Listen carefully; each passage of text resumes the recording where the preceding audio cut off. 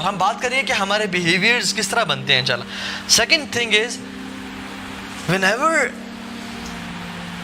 you do some wrong action, whenever you sin, حدیث میں آتا ہے کہ ایک ڈاٹ کالا دبا دل پہ لگ جاتا ہے, پھر ایک اور گناہ کرتا ہے, دوسرا دبا, تیسرا گناہ کرتا ہے, ایک اور دب, اور وہ لگتے لگتے لگتے حتیٰ کہ انسان کا سارا دل کالا ہو جاتا ہے اور اس کو پھر کچھ سمجھ نہیں آتی. پھر وہ قرآن پڑھتا ہے اس کو رونا نہیں آتا, پھر وہ نماز میں کھڑا ہوتا ہے اس کو فوکس ڈیولپ نہیں ہوتا, پھر وہ لیکچر سنتا ہے لوگ رو رہے ہوتے ہیں اس کو رونا نہیں آتا, وہ کہتا ہے یار مجھے کیا مسئلہ ہے, مجھے اثر نہیں کر رہی چیزیں. اس کی وجہ یہ ہے کہ کچھ گناہوں نے اس کو جکڑا ہوا ہے. یہ بندہ ایسا ہے جیسے امیجن کریں اس کے گرد لوہے کی چینز لپٹی ہوئی ہیں جو کہ اس کو مسجد جانے نہیں دیتی. چاہتا تو ہے لیکن کوئی یہ چیزیں روک کے رکھتی ہیں, اور یہ کیا ہے, یہ گناہ ہے انسان کے. تو الٹیمیٹلی دبا لگتے لگتے لگتے تو انسان کا دل کالا ہو جاتا ہے, حتیٰ کہ اس پہ باتیں اثر نہیں کرتی. اس پہ رب کا قرآن پڑھا جا رہا وہ اثر نہیں کرتا, حالانکہ اس چیز کو پڑھ کے لوگ رو پڑتے ہیں, ان کی سسکیاں نکل رہی ہوتی ہیں, لیکن انسان سوچتا ہے کہ یار کتنا عرصہ ہو گیا میں نماز میں فوکس نہیں کر پا رہا. وہ چاہتے ہوئے بھی کہ وہ فوکس کرنا چاہے نماز میں, لیکن پھر ڈسٹریکٹ ہو جاتا ہے, وہ حیران پریشان ہوتا ہے. اور اس کی وجہ آج ہم سمجھ لیں وہ ہمارے گناہ ہیں. اگر ہم اپنے گناہ چھوڑ دیں اور توبہ کر لیں اللہ تعالیٰ سچی, تو ہم دیکھیں گے کہ ہمارا دل عبادات میں لگنا شروع ہو جائے گا. وہ کہتے ہیں نا کہ منی بگیٹس منی, پیسے سے زیادہ پیسہ آتا ہے, اسی طرح سے گناہوں سے زیادہ گناہ آتے ہیں. جتنا انسان گناہ کرتا جا رہا ہو اتنے مزید گناہ آتے جاتے ہیں, اور جتنا انسان نیکیاں کرتا جائے اتنی نیکیوں کی توفیق مزید ملتی جاتی ہے. تو یہ جان لیں کہ شیطان کو آپ اپنے اوپر پاور دے رہے ہیں ایوری ٹائم یو اوبے ہم. اسپیشلی ہمارے ساتھ تو قرین بھی ہمارا ایک جن جس کو اللہ تعالیٰ نے ہر انسان سے پیدا کیا ہے. عبداللہ بن مسعود رحمہ اللہ رضی اللہ تعالیٰ عنہ, ان کے پاس ان کا قرین حاضر ہو گیا. قرین از اے جن, جن کو نہیں پتا ہم کس طریقے سے بارے میں بات کریں گے. حاضر ہو گیا, and he was so weak and meek, بہت کمزور. تو عبداللہ بن مسعود رضی اللہ تعالیٰ نے کہا کہ تمہیں کیا ہو گیا, who are you, کہتا ہے میں تمہارا قارئین ہوں. تو انہوں نے پوچھا کہ تم اتنے کمزور کیوں ہو گئے ہو, کہتا ہے کہ آپ کی عبادات نے مجھے اتنا کمزور کر دیا ہے.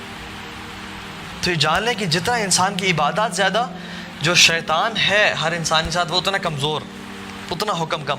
اور جتنی انسان کی عبادات کم اور گناہ زیادہ, شیطان اتنا پاورفل اور اسٹرانگ ہو جاتا ہے, حتیٰ کہ وہ حکم دیتے ہیں انسان کو, وہ یأمرکم بالفحشاء, قرآن کہتا ہے, وہ وسواس نہیں کرتا, وہ یأمرکم امر دیتا ہے بالفحشاء کہ تم یہ کام کرو.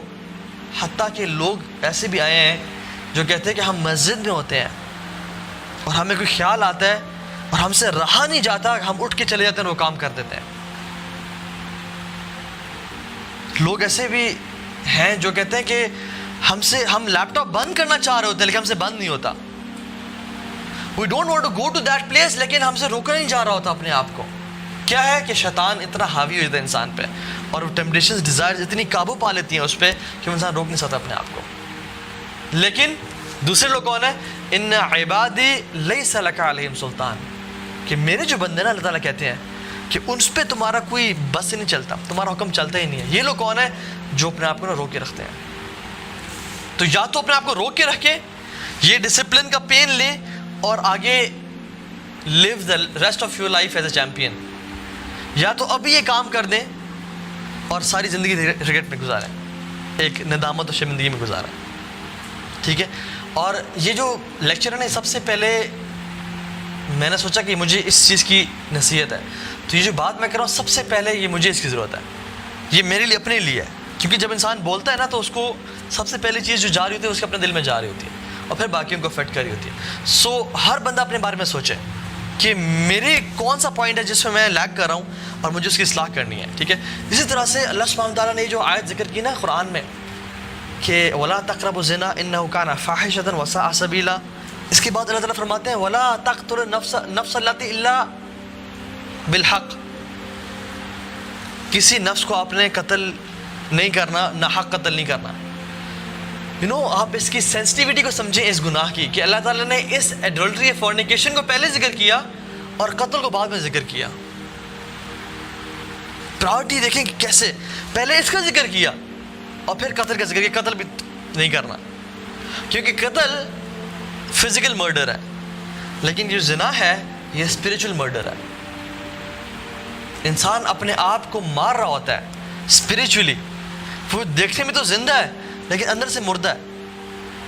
اور وہ انسان چلو دیکھنے میں تو مردہ ہے لیکن کیا پتا اس کی روح پاک اور صاف اور وہ جنتوں میں سیر کر رہا ہو. So spiritual murder is more dangerous than physical murder it self.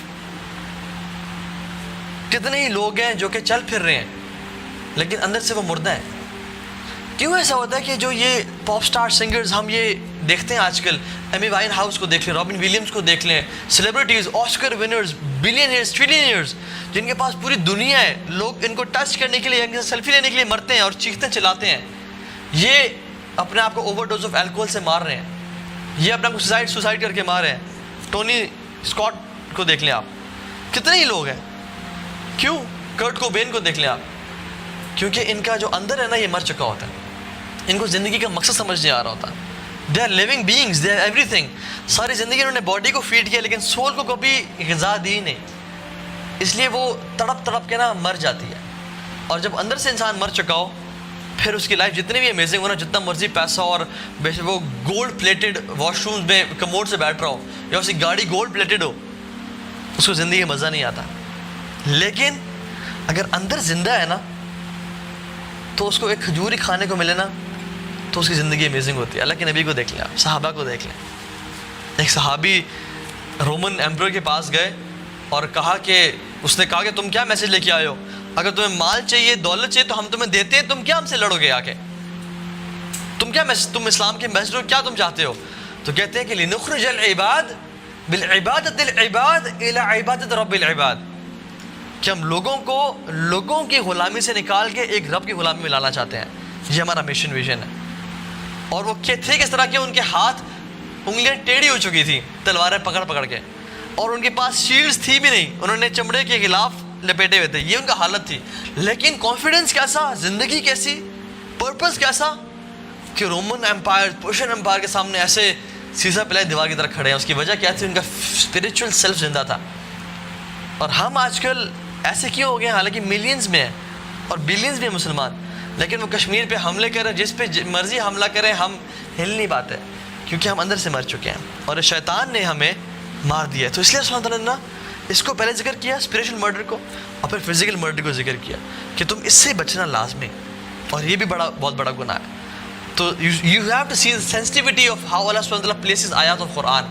چاہتے تو وہ پہلے ذکر کرتے, بعد میں وہ ذکر کرتے ہیں, لیکن اللہ چاہتے کیا ہے کہ ہم انڈرسٹینڈ کریں کہ کتنی بڑی چیز ہے. اسی طرح سے ایک اور چیز سمجھنے والی ہے, فحش کا جو لفظ ہے نا, فحش, اس کے روٹ ورڈ اور وحش کے روٹ ورڈ ملتے جلتے ہیں آپس میں.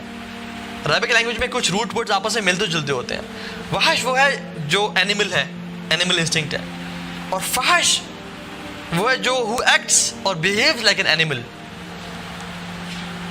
تو فحاشی جو ہے نا یہ اینیمل, جانوروں کا فعل ہے, کہ جیسے جانور کو سمجھ جاتے ہیں کہ جب دل چاہا اور کسی کے پیچھے چلے گئے, تو یہ جو فحاشی ہے نا یہ اینیمل انسٹنکٹ ہے. اور اللہ تعالیٰ کیا کہتے ہیں ان کے بارے میں, اولئک کالانعام, یہ لوگ جانوروں کی طرح ہیں, بل هم اضل, بلکہ ان سے ہی بدتر ہے. تو انسان جب اس چیزیں پڑھتا ہے تو ہی انڈرسٹینڈس کیا سبحان اللہ یہ ایسا ایکٹ ہے جو کہ اینیملسٹک بیہیویئر والا ہے, وحشی ایکٹ ہے. اور آج کل کے اینتھروپولوجسٹ جو ڈفرینٹ کلچرز کو, سوسائٹیز کو پڑھتے ہیں, وہ کہتے ہیں کہ society teaches us how to dress up. یہ معاشرہ میں سکھاتا ہے کہ ہمیں کس طرح سے جو ہے نا رہنا اور ڈریس کرنا ہے اپنے آپ کو.